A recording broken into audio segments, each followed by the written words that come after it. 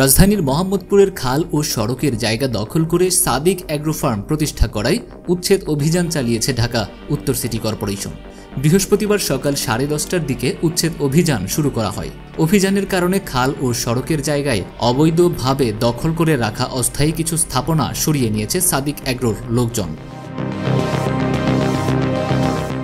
বৃহস্পতিবার দুপুর 12:30টার দিকে মোহাম্মদপুর বেরিবাদ এলাকার সাদিক অ্যাগ্রোতে অভিযান শুরু হয়। অভিযান পরিচালনা করেছেন ডিএনসিসির নির্বাহী ম্যাজিস্ট্রেট মোতাকাব্বির আহমেদ ও নির্বাহী ম্যাজিস্ট্রেট মাহবুব হাসান। অভিযানে ডিএনসিসির এক্সকাভেটর ও বুলডোজার সহ বিশেষ যান দিয়ে অবৈধ স্থাপনা গুড়িয়ে দেওয়া হচ্ছে।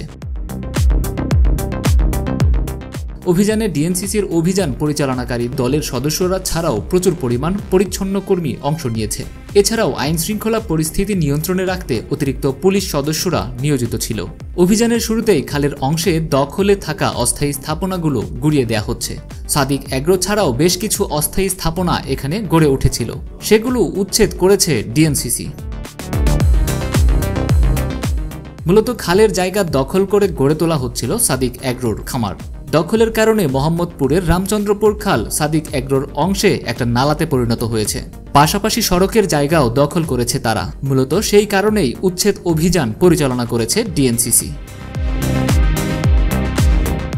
উচ্ছেদ অভিযান শুরু হওয়ার পর এক প্রক্রিয়ায় সাদিক অ্যাগ্রোর মালিক মোহাম্মদ ইমরান হোসেন বলেন, সিটি কর্পোরেশনের উচ্ছেদ অভিযানকে স্বাগত জানাই এবং তা অবশ্যই করা উচিত। সিটি কর্পোরেশন যে জায়গাটায় খাল বলে দাবি করেছে সেটার মালিক আমি না। এই জায়গায় মালিক এই স্থাপনার দ্বিতীয় তলায় থাকেন, তিনি তার জায়গায় স্থাপনা করেছেন।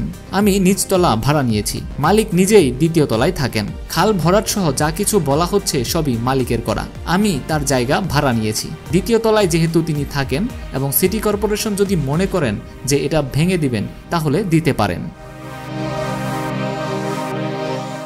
অভিযান প্রসঙ্গে ডিএনসিসির নির্বাহী ম্যাজিস্ট্রেট মোতাকাব্বির আহমেদ বলেন, খাল ও সড়কের জায়গা উদ্ধারে আমরা অভিযান চালিয়েছি। এর আগে বেশ কয়েকবার তাদের নোটিশ দেওয়া হয়েছে, কিন্তু তারা আমলে নেননি।